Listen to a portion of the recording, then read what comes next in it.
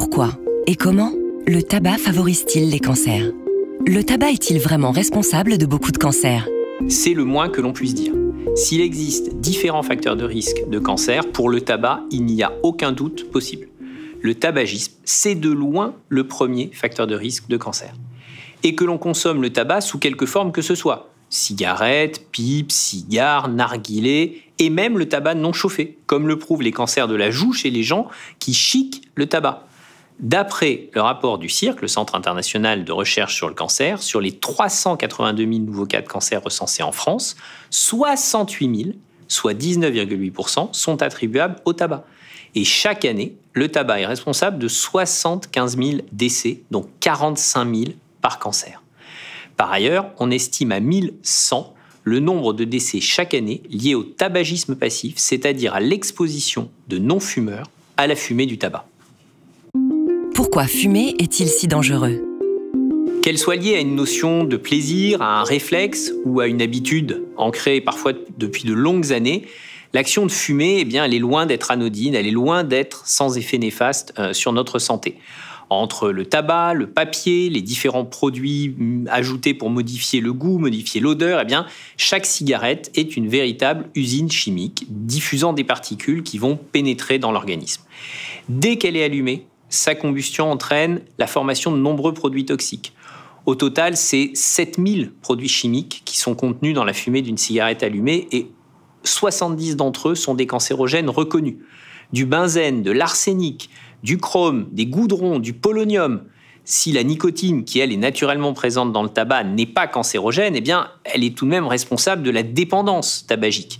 Et comme cette dépendance est un frein à l'arrêt du tabac, la nicotine se retrouve impliquée de façon plus indirecte dans cette relation dangereuse entre le tabac et le risque de cancer.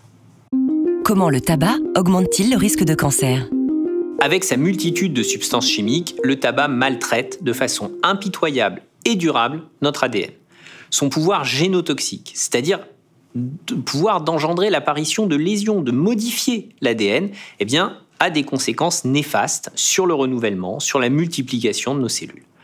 Voilà ce qu'il se passe quand un fumeur allume une cigarette.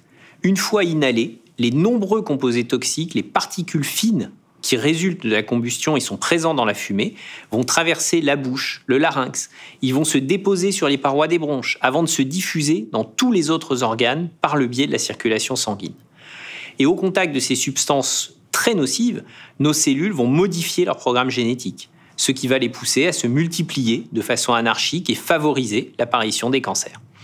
Le premier facteur de risque de cancer évitable dans notre pays, le tabac, est impliqué dans plus de 80% des cancers du poumon, dans 70% des cancers des voies aérodigestives supérieures, cancer de la bouche, cancer du pharynx, du larynx, de l'œsophage, et dans 50% des cancers de la vessie. Mais ce n'est pas tout.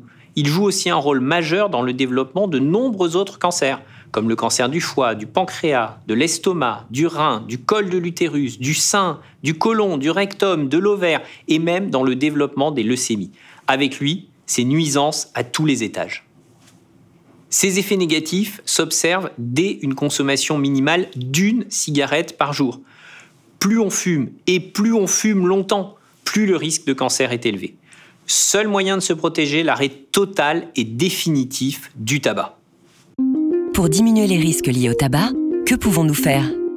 Sachant qu'aujourd'hui en France, près de la moitié des cancers pourraient être évités en changeant certains de nos comportements et de nos habitudes, nous avons tout intérêt à commencer par dire stop à la cigarette, et cela à n'importe quel âge. Il n'est jamais trop tard pour en finir avec le tabac, et en cas de difficulté, il est possible de se faire aider. Un fumeur a 80% de chances en plus de dire adieu au tabac s'il se fait accompagner par un professionnel de santé. En modifiant dès aujourd'hui nos modes de vie, nous avons la capacité de limiter nos risques de cancer de demain. Et ça, c'est une très bonne nouvelle.